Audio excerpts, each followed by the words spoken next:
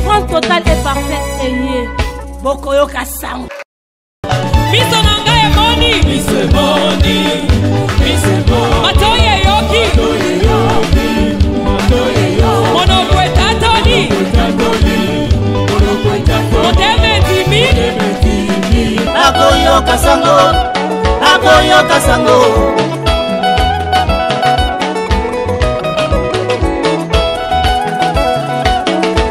Lingoma la nzambe bokongola matoyi boyoka. Sango malamu esi ebeyemi na bandako na bino. Motinda mina nzambe ya solo asi aye.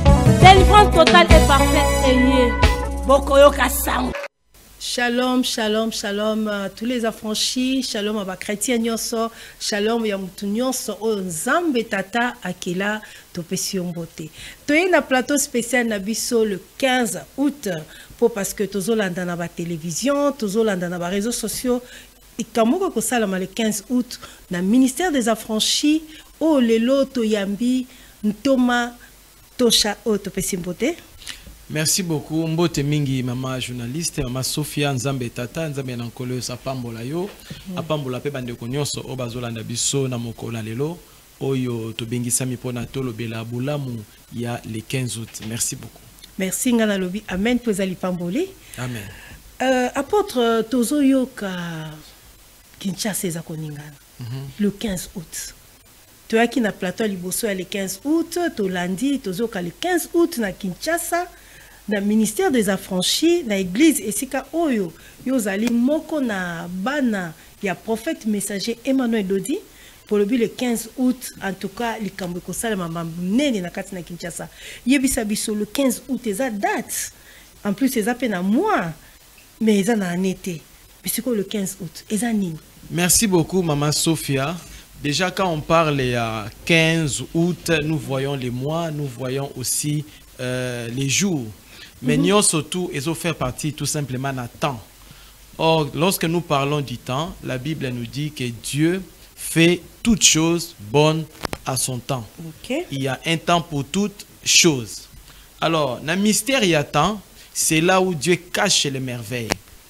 Les merveilles de Dieu sont cachées dans les temps. Les merveilles de Dieu sont cachées aussi dans la nature et aussi dans l'espace. Maintenant, ici, on ne parle pas de l'espace, on ne parle pas de la nature, mais nous parlons du temps. Dans le temps, nous avons les heures, nous avons les jours, nous avons les mois, nous avons les années, nous avons ainsi de suite. Okay. Mais ici, nous voyons les mois d'août, c'est-à-dire, tozomona les bienfaits kolekela mois au tozali ezali 8e mois. 8e mois. Précisément, après avoir parlé du mois, nous voyons maintenant une date. Quelle date? Le 15 de ce mois qui est le 8e mois. En vérité, je crois que Bandeko Bazo Mugabayeba, pourquoi date wana il faut ezala célébrer? Qu'est-ce qu'il y a de valeur? Qu'est-ce qu'il y a d'importance pour que cette date est l'Obama, l'Olenge, Bozolo Beleango? Bon, la réponse, premièrement, la Bible nous dit Esengo, na bisobana, po epesameli bisoto eba mabomba mi oyo ezali na tango oyo. Mais seulement si vous voulez connaître l'importance et la valeur de cette date, je crois que vous devez consulter les fondements apostoliques, c'est-à-dire les apôtres. Les apôtres, ok. Parce que les églises dites de réveil n'ont pas de date, n'ont pas de fête. Bazali, bato, balamukaka selon circonstances. Avant d'y tout ça les locaux. Or, dans Maramanzambe, on ne doit pas créer le temps, mais il faut maintenant célébrer le temps de Dieu. Et ce qui fait que le 15 août, eza date moko munene oyo et bombeli biso bolamu ya Assomption to komata na nkembo ya mwasi qui la Vierge Marie la Bienheureuse. 2. Le 15 août et memeli biso bolamu nini ya mbotama ya mosakoli monene. C'est-à-dire date et anniversaire. Date et anniversaire. Oui, eza date et anniversaire. Je ne sais pas quand on parle de l'anniversaire. Ah, ok, merci beaucoup. Mukolo mutu abotami. Il y a la naissance d'un grand prophète. Date wana ezali date anniversaire, oui, on peut le dire ainsi. Okay. C'est aussi la date de l'Assomption, c'est-à-dire Komata avec corps de la femme, la Vierge Marie. Oui, nazali apona limbo la bango. Alors, ezali Komata nanzoto ya mwasi nankembo parce que eza signe ya victoire. Raison pour laquelle ezali fête. Parce que dans la vie, batbaye bakate vrai combat de la vie. Chacun de nous, par son origine et sa naissance, a aussi son combat. Le combat de la Vierge Marie de la femme, ezala qui combat sous kanaye a matanankembo. Parce que mutu nyonso ayaka na mission. La naissance est liée à une mission. Dans la mission, il y a ceux qui naissent pour être sauvés et il y a ceux qui naissent pour sauver les autres.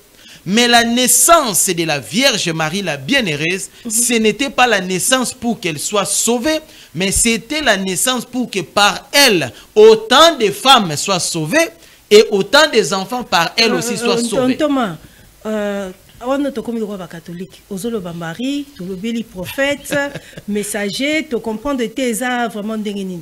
Merci beaucoup. Merci beaucoup. Ici, nous ne parlons pas des catholiques, nous ne parlons pas des réveils, mais nous parlons de la parole. Parce que eza lukuta et puis eza malhonnêteté. Olingi yeso boy mutabota ki yeso. Omonte eza mabe wana. Hein? Comment yo lingi ndeba na oka artiste moka yemba olinga kanzoto na bala penga it. Siko yo comment yo olingi yesu mozoboya mutu abota ki yesu. Or avant yesu abotama, promesse epesamaki na yesu te, promesse epesamaki na mwasi. Genèse chapitre 3. Donc l'humanité n'attendait pas d'abord Jésus, mais l'humanité attendait la femme. Quelle femme? La femme dont nous parlons. Laquelle? C'est la Vierge Marie. Alors, tant que la Marie, je crois que tout chrétien face à la naissance. Hein? Parce que c'est par elle notre sauveur est né. Non, pour l'église de réveil et reconnaître la prière à Marie, c'est comme si, et pas prophète messager Emmanuel Dodi, bino l'église na bino, bozo reconnaître Marie.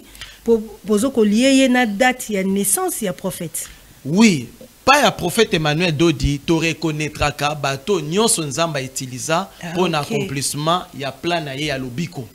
Mais to bon de la rabatou wanate. Nous ne célébrons pas le culte de Marie, mais nous célébrons le culte du Seigneur et le culte de Dieu. Mais nous reconnaissons les hommes ou les femmes que Dieu a utilisés pour l'accomplissement de son œuvre. D'ailleurs, que le culte du Seigneur et culte de Dieu. On a plateau pour expliquer très bien. Pas de problème. Ok, kasi tu comprends que le 15 août, ils allaient jouer à naissance, il y a un prophète messager Manuel Dodi, place aux alliés, moko na bananae. Tu as expliqué aux téléspectateurs bazola na biso impact nini ezali na batu na koya jour wana. Pour tolandi bino na surtout vraiment Thomas Tosha. Tolandi yo na ba culte na bino oza ko insister, oza ko yebisa batu ke sengeli ba ya le 15. Ba ya parce que jour wana eza jour moko eza très important na vie ya batu.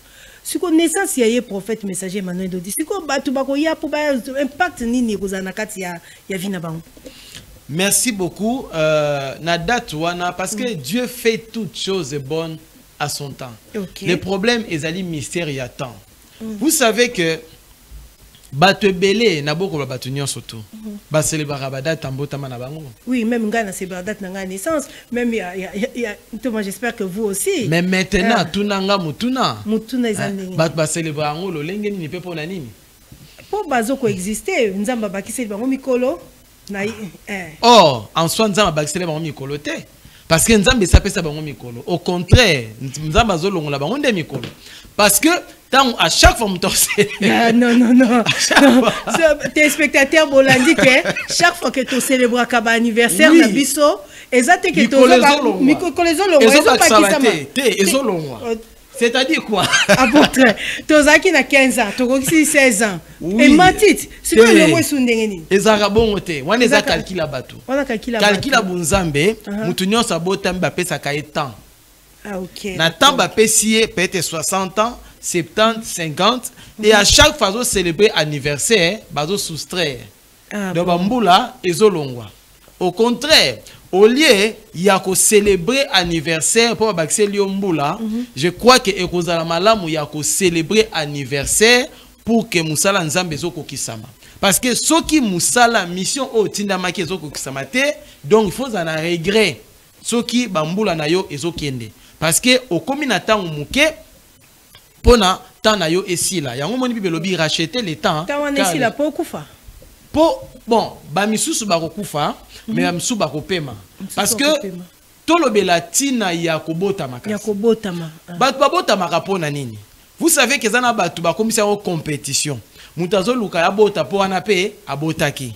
Azana bana 10 po wana zana bango 12. Donc batu bazoye bate pourquoi bazo bota? Dans le plan de Dieu, kobota ezali musala mubimba ya Nzambe. La naissance c'est vraiment l'œuvre de Dieu. Donc musala Nzambe okoka bolango na mbota mate. Muto azo bota azo contribuer na musala ya Nzambe. Comment? Parce que nzela o epesa mela batu pona baya kozwa lobiko. Ezaka nzela mbotama. Et puis tant on lobi epesa meli batu na lobi mabe. Nzela o epesa meli milimo pe ba angelou baya kozwa lobiko ezali nzela ya mbotama. Alors mbotama nyoso ezalaka koya na bomo ya angelou moko songolo to ya molimo moko pakala. Oyo bazalaki babengi bango les anges déchus. Bao bazalaki précipité bakabwana ki na bonzambe.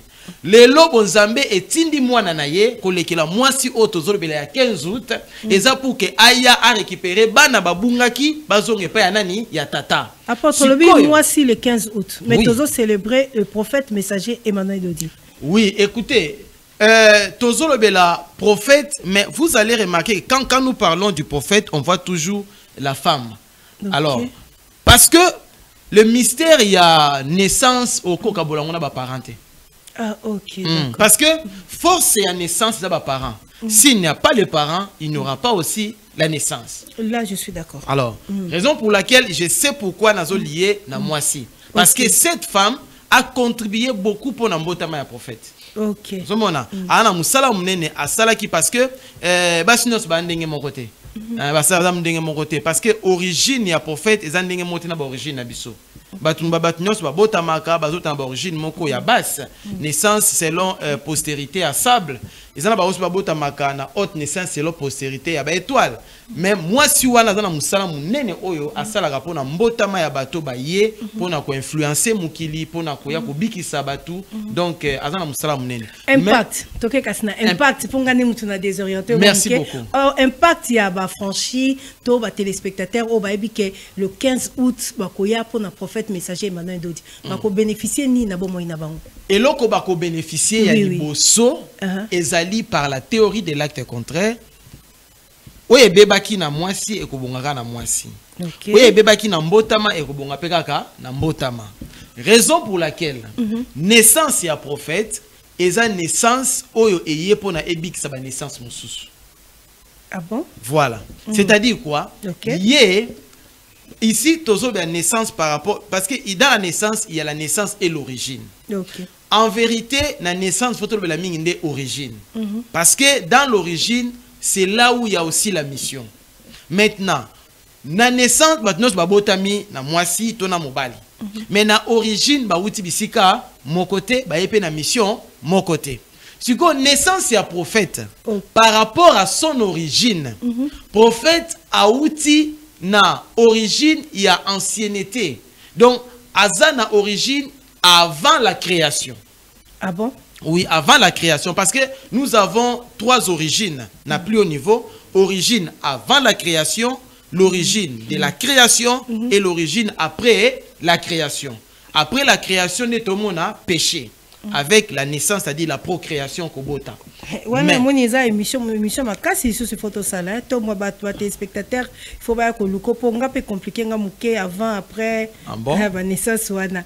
Mais ma solo est bien dit à Koyoka yango parce que au moni tant bazo la télévision ba na besoin ba ko tsabilo kasika ba yoka makambo ezo bakisela bango implice na domaine scientifique sur le plan ecclésiastique économique ainsi de suite. Alors tant tozo leka il faut te mela batu biloko oyo ezopesa bango tina mesana nango te ba mesana nango te par là ba comprendre que soki mwana prophète azoloba boye bongo ye moko prophète akoloba ndenge nini.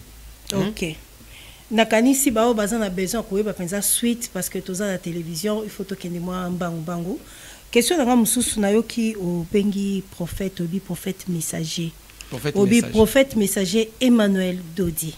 En tout cas bato ba ebi était au sein na régie pas balancer les biso photo bokotala peut-être na ba TikTok partout bozo le kabozo mona bazo ba prophète messager Emmanuel Dodi mutuna nangeza boye pour la nini boza ko benga ye prophète messager to mona ka ba prophète baza ebele to ko mona prophète Denis Lesi o to pesi mbote sikazali po azali congolais de père et de mère tozali na kati ya Kinshasa awa to mona ka ba prophète ebele baza na kati ya Kinshasa mais pourquoi et pas na bino na église universelle pentecôtiste charismatique ministère des affranchis bozo benga prophète na bino le prophète messager.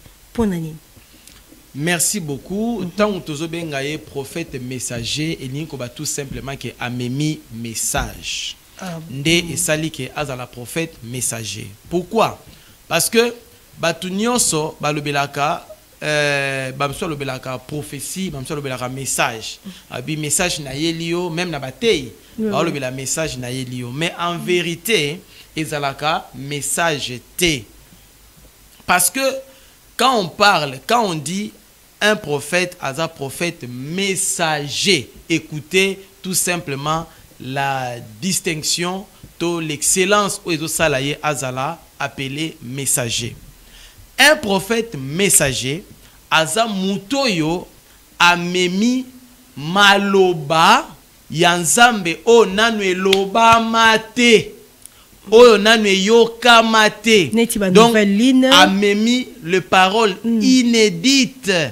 Donc eloba mate depuis mukile zala soko yoki yango yon la tonnerre quand parce que makambo na yoka yango te.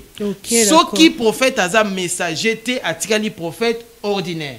Soki nzambe alingi aloba maloba ya sika parce que nzambe a évolué à selon temps. Alors un prophète messager Eza prophète oyo aye na ba révélation jamais entendue. Nanu yokamate. C'est ça les messagers. Donc aye na maloba, mais maloba monsieur zalaka muto aye na maloba mais ça rappelle. Wana za messager te, aza envoyé tout simplement, mais Emmanuel Dodi aza messager parce que amemi maloba o nanu eloba mate et yokamate. Donc aza mutu ya liboso oya zoloba makamboa. Donc à part que aena maloba oyo yokamate oyo loba mate, est-ce que prophète messager Emmanuel Dodi appelle ça un peu ma prophétie?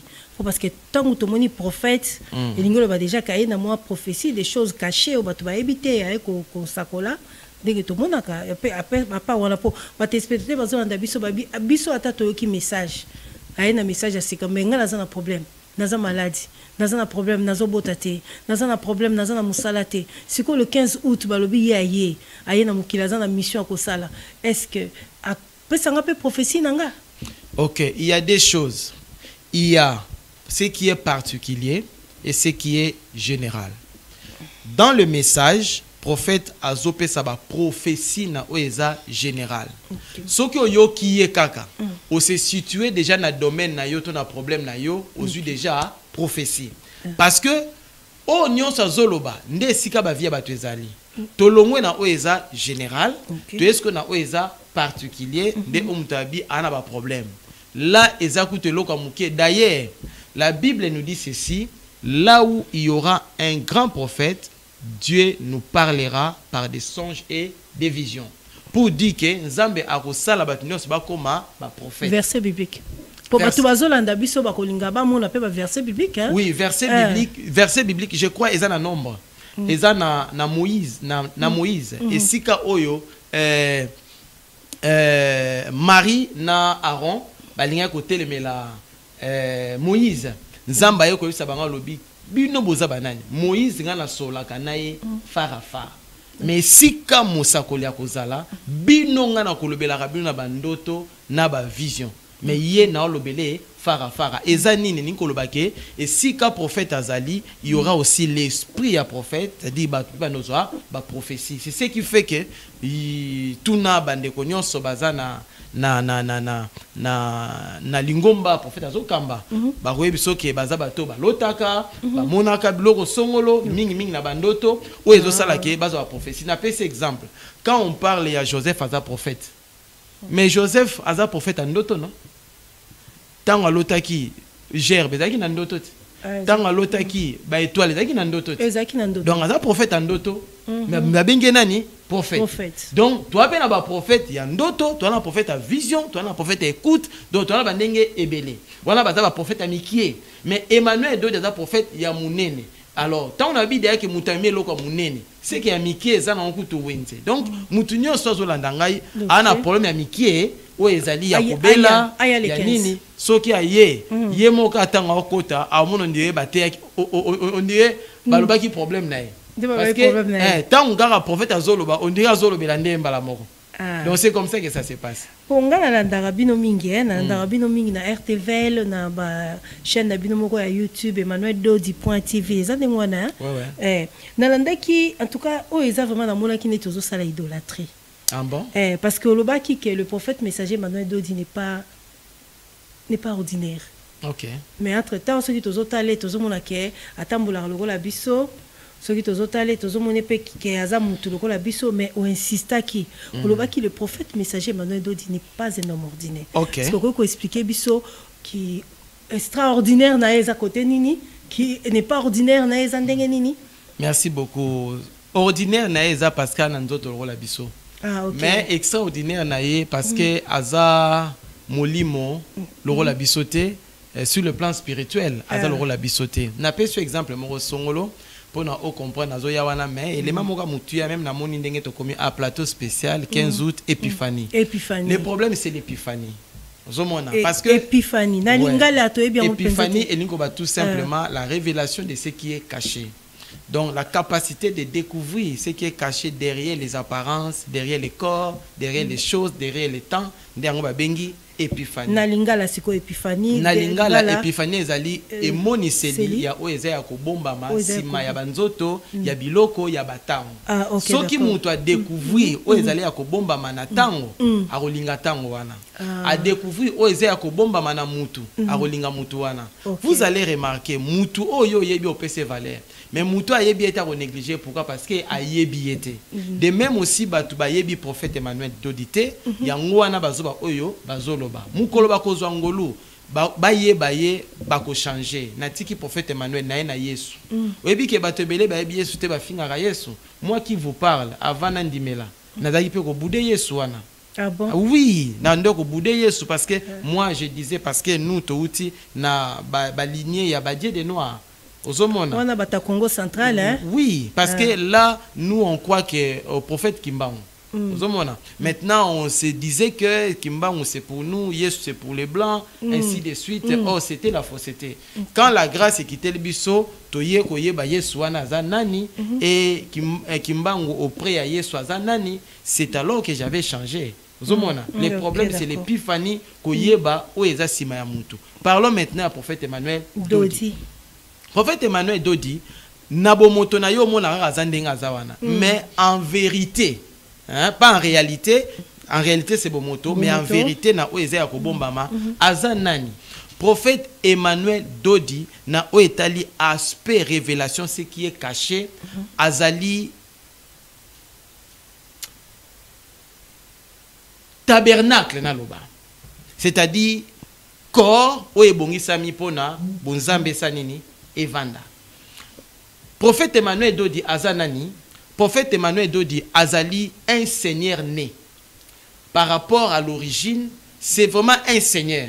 Donc aza ange ordinaire té, aza esprit ordinaire té, mais aza esprit seigneur. Ba téléspectateur bazolanda yo, ba pasteur ba o basala ba benga ngonini ba cours na bango formation ko ba kuma ba pasteur. Théologien ba théologie.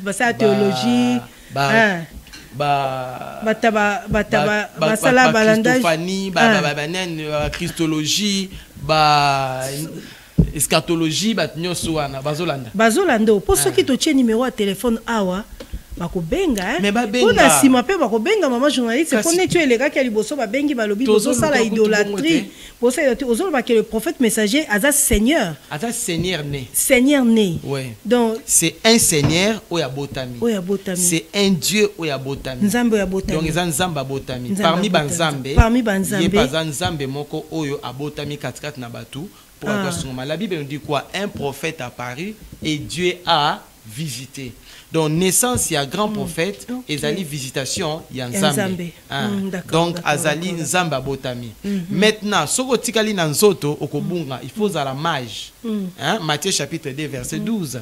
Ba mage bango lokola batanga kabasine ba reconnaîtra que il y a la naissance ou l'entrée sur terre, l'apparition, la suscitation d'un homme extraordinaire. Donc bref, d'un astre extraordinaire. Ba ye kolanda ba moni yango na mwana moko avandaki na ndako ba bibwele mais ba magi basaki nini ba adoraki pe ba bonzaki. Zomona. Mais maintenant nous avec le prophète Emmanuel Dodi toi adorakaye te mais to vénérakaye. Il y a différence entre adorer et vénérer. Ouais, non, le français. Le bon lingala adorer, vénérer. Pour toi, c'est. Ko vénérer, n'a pas cet exemple. Vous savez que kokumisa moi si nous avons bêta, kokumisa mbal nous avons bêta. Alors maintenant, et puis et comme amabe, sozo kumisa ye, ozobomba, ozo kumisa ye na lukuta. Mais ce que le bakaka o eza vérité, o salama bêta.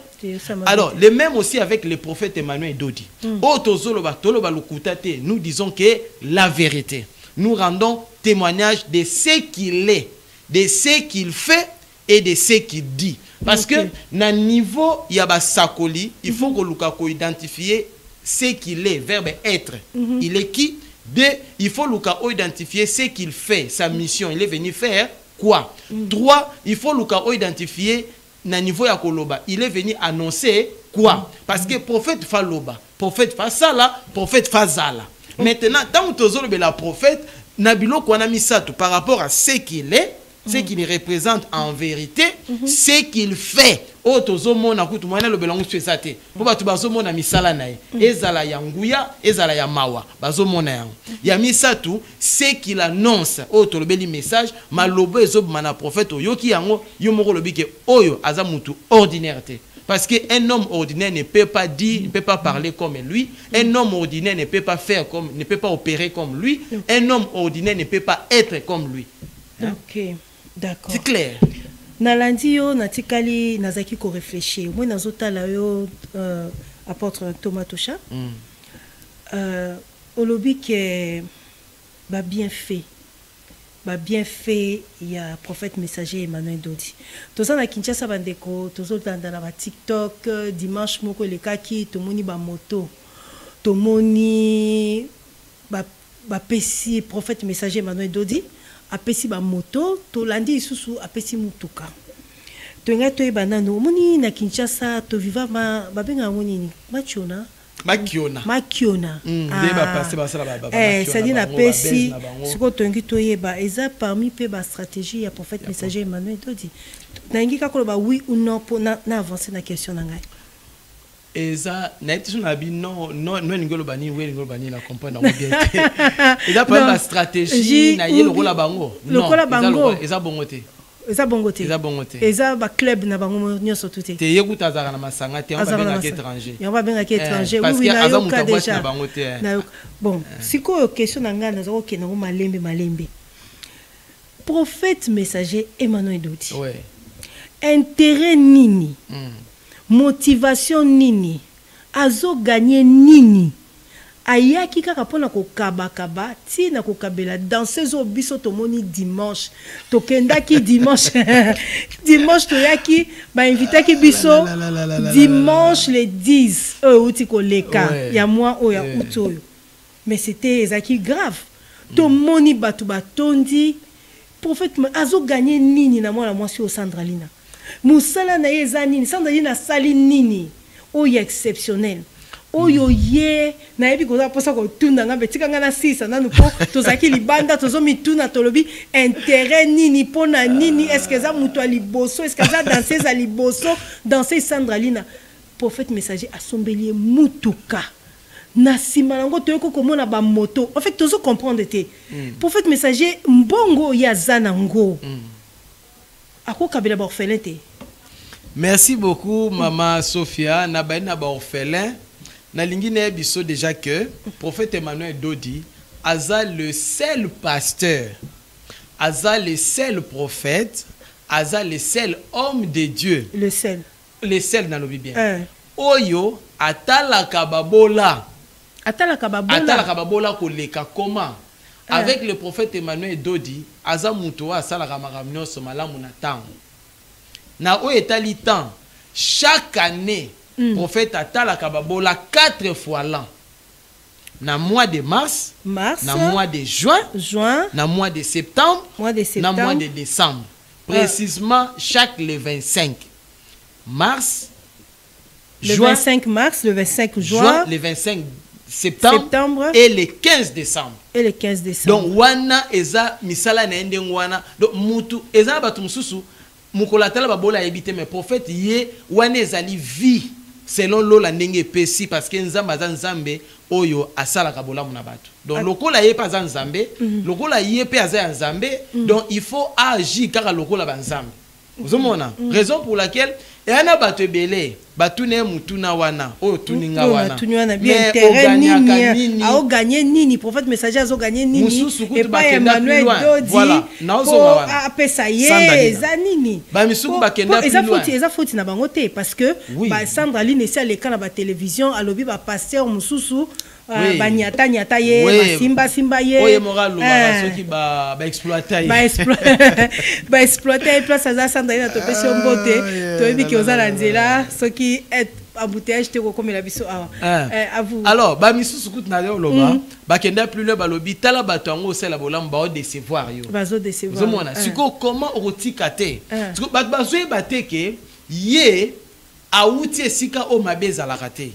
Donc hier abotami na liberté abotami na mabete na mona la bien en tout cas boko tshela ka numéro de téléphone ya pasteur pour ba question ngana kozwa na émission oyo na lingi pe ba tuna ka ye moko mtazolo bango oui pasteur abotami na liberté poste abi mabe donc de libé moko ezali donc ata mon côté donc abotami ata mon côté ya libé donc moi asala mabe ezate donc face à la kaka bien oui eza bien ndeba musuba se confondre babio nzamba bomaka Dieu ne tue pas remona nzambe a pesa ka vie en Dieu il n'a pas la mort en Dieu il y a que la vie maintenant prophète Emmanuel Dodi a gagné nini pas Sandra Lina na posala la prophète Sandra oyebi lobiko ya Sandra to parlons d'abord du salut ya Sandra lobiko ya Sandra Lina et que c'est na lobiko batu mususu.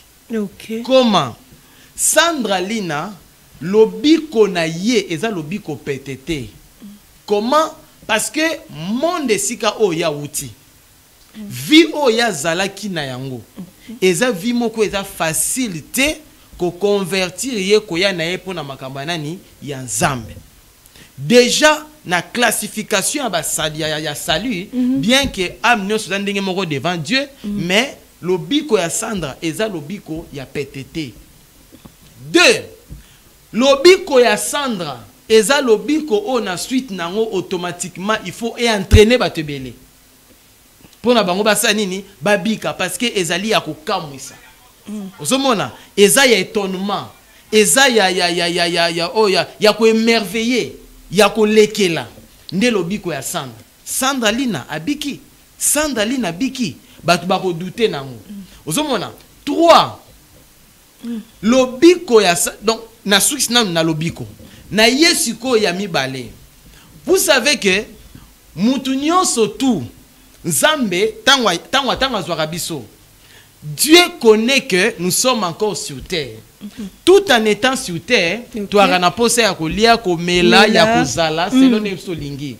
Siko tangu tu yake pa nzambe Dieu alongola ka biso te o eza ba désir na biso. Ndenge papa nani chanteur moko ayemba ke alobi nzambe kopesa ngai ya motema soki anezi te kopesa ngai mbongo te pesa ngai kaka lola soki te voilà biloko soki te na kosala be voilà wana ezali ye sikoyo nzambe ayebi ke nous sommes sur terre posa ya nzambe ezali biso tozwa lobiko mais biso mpe toa na se ya moi toa mpe na posa tobala tozwa mpe boye sikoyo Sandra na lobiko na ye bien ke abiki kobika ezali kotika mabe kobika ezali koma kosala malamu nde yango wana eza lobiko ozomona esika bande kokaba vi na ye nzoto na ye alobi na kokaba ngo lisusu te esika bande kosalela mabe abi na kosala su mabe te esika bande kokota ya mabe alobi na kokota ya susu te wana ebengami lobiko sikoyo na lobiko wana ape mutu wana baposa sikoyo tellement ke aza mutu oyo awuti na monde wana mpo na ye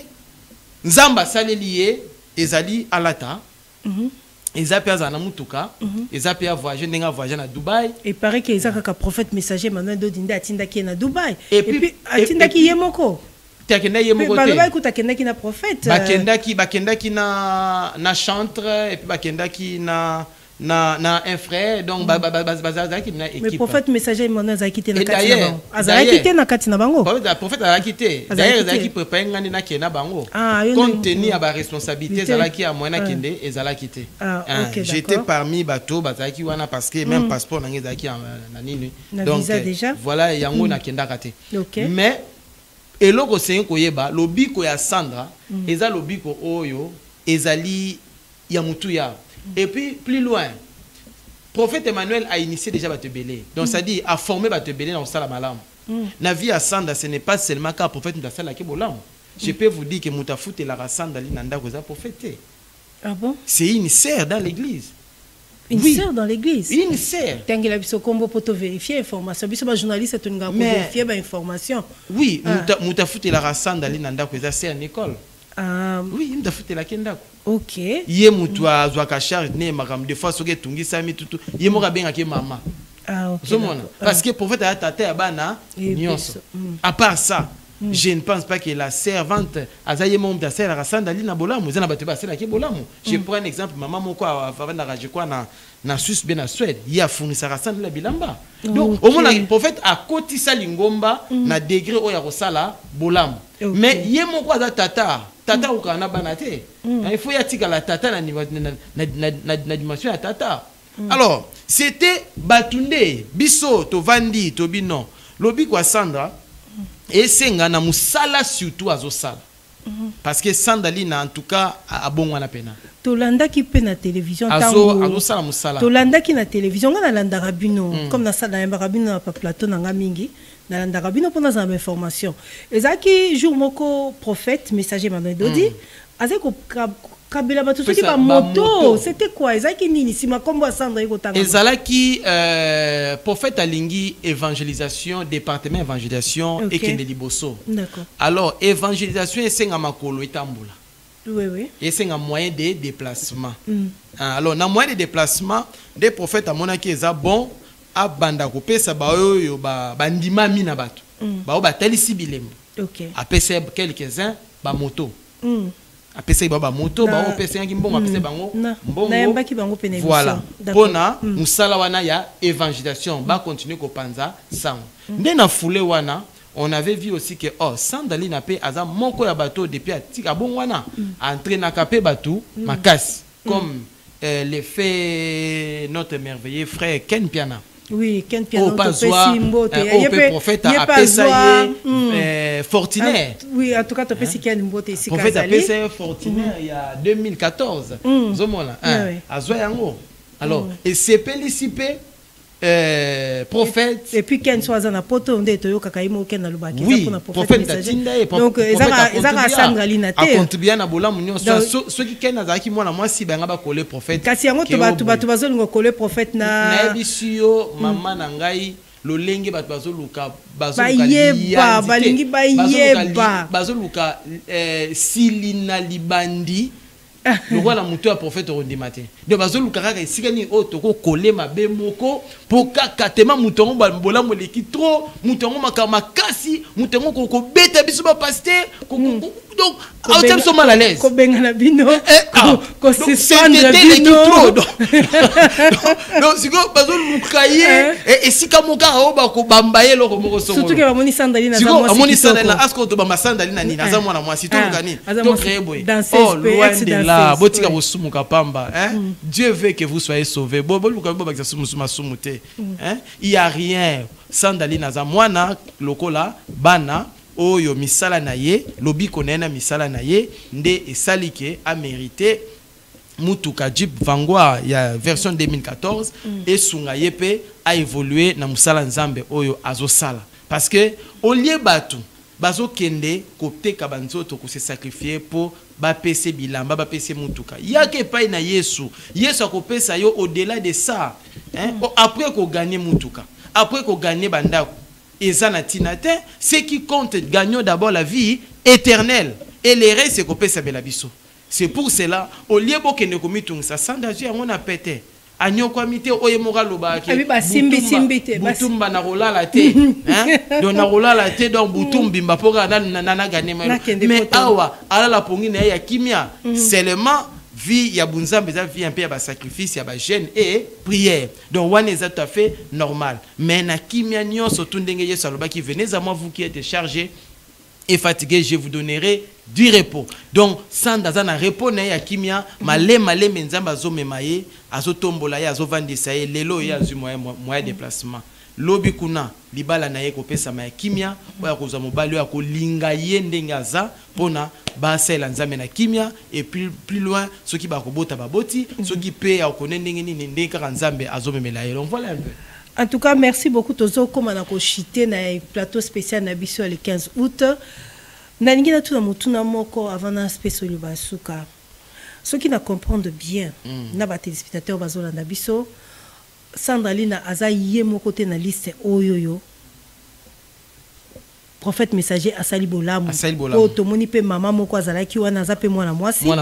Mbali boso pe na landaki balobi mbali boso simba mbongo. Mbali boso simba montant wana simba ki wana. Selon fafala za moto mais ba toi j'ai bon le roi za mwana mwasi moto est compliqué. Vous me payez un bon on est à ça l'affaire. Mais or pour elle c'était la première fois à simba montant ndengwana à simba ta $1000. Mais prophète a payé parce que a osala musala pas ça sous musala. D'ailleurs en vérité prophète a obligé au sala moté. On est obligé est-ce que kaba pour tout le monde qui na TikTok moko balobi prophète messager maintenant de bikaba akabili susu ba moto. Normalement aza obligé te ko sala yango mais ce qui a do sala yango parce que il est né pour faire que du bien.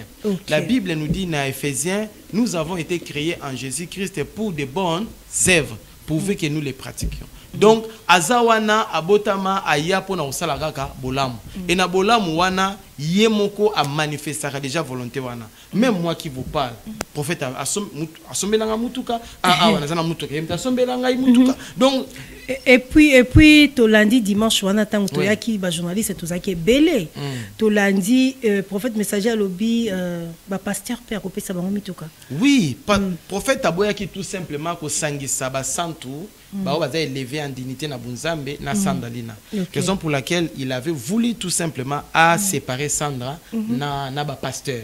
Mais en vérité après wana prophète il va encore donner les moyens de déplacement les moyens de en tout cas ça la marana l'église belete makabo to somona to et ça la marana l'église et ça la marana pasteur belete na yoki et ça la marana l'église na l'église mususu o et ça la maka et ça la ba don ba pesaka ce n'est pas mbongo argent de poche ate to ya mabonza ezaka bongo to offrande spéciale ya mabonza eza mutu mususu yetanga zo sala yango pona musala nzambe tellement que prophète ana mbongo belé prophète messager Manuel Dodier bon prophète kotala yende ngazali na badon azo sala c'est que azana mbongo belé azana nyonso belé nyonso belé bunzambe belé mayele belé mbongo belé azana nyonso belé pourquoi parce que muto nzamba tindi nzamba tinda kai ya ndambu te atinda kai ya kokoka donc yaza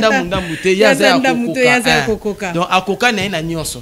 Tozo chité na plateau spécial na biso apôtre Paul Tocha yebisa biso bato bazolanda biso na sima baya le 15 na Hermine ekobanda eza côté nini et puis ba bien fait na bango baya na etani pour na biso tolanda kabino toza ko ka ba jeûne toza ko ba prière ce qu'on toza to comprendre pourquoi le 15 août est tellement important dans la vie très important yango to sengi o benga o pesa message mongo na ba to nyonso bazolanda biso pourquoi baya le 15 août na air nini 15 août yango eza jour nini ya semaine et puis avenue nini quartier nini commune nini à vous. Merci beaucoup. Tobengi Bissonio surtout toya le 15 août. Donc c'est vendredi le 15 août à partir de 15h. Toya Bissonio sopona to participer na célébration, il y a fête, il y a assomption, il y a naissance d'un grand prophète. Mukoloana parmi les bienfaits au réseau Pesamela Bisso, ezali bienfaits, il y a lobiko. Ezali bienfaits, il y a délivrance. Ils allaient bien fait, il y a Elonga et aussi il y a bénédiction. Via Batou et Tungsamana Makambu et Belé. Surtout au plus haut sommet, Nabolam, il y a 15 août, il y a les serpents et la femme. Et 3, il y a la naissance. Donc, Boya, yo oyo otungisamaka kolekela mwasi, otungisamaka kolekela mbotama, otungisamaka kolekela je ne sais pas. Na ebité nyamanino okokanisa na nyoka parce que ye wana zande ya na bango nyoso.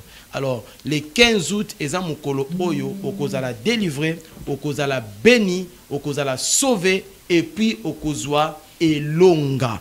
Ndeto sengi na biso nyoso to ya quel que soit problème ozana yango mukolo wana nzambe ako glorifier bonzambe na ye kolekela musali na ye le prophète Emmanuel Dodi. Alors, quiconque viendra célébrer les bienfaits de Dieu par rapport à cette date, quel que soit problème aux anayango, Zambe wana akotika ondenge wana te, ako sepelisa yo, ako pesa yo cadeau, ako salela yo bolam. Voilà otonga etoloba, olobi ba na etanini, eza malamu mingi. Soko zuye pa na Nzambe yaka d'abord na état ya sainteté.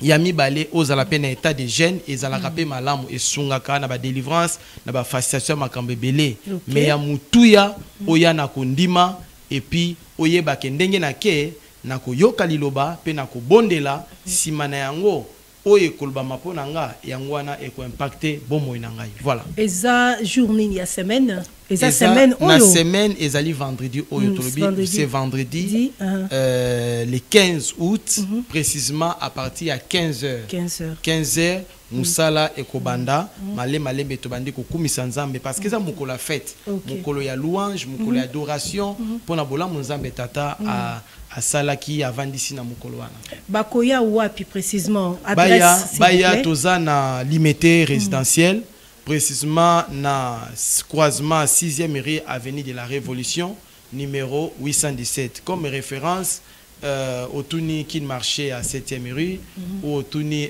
DGI il y a limité ou bien centre Eyano toza ba voisin soki oyewana okomona mouvement ndenge kozala et okozala vraiment béni okosepela pourquoi mokolo wana yaki.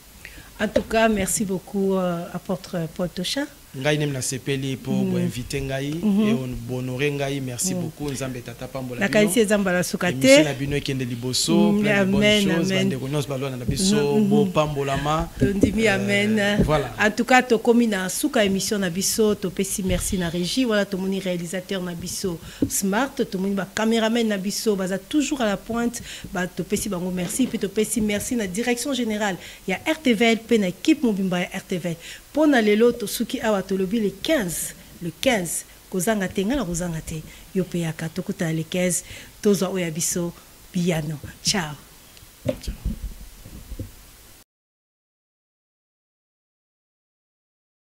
Délivrance totale et parfaite ayé bokoyo kasam Biso nanga emoni Matoye yoki Monokwe tatoni Moteme timi Akoyo kasango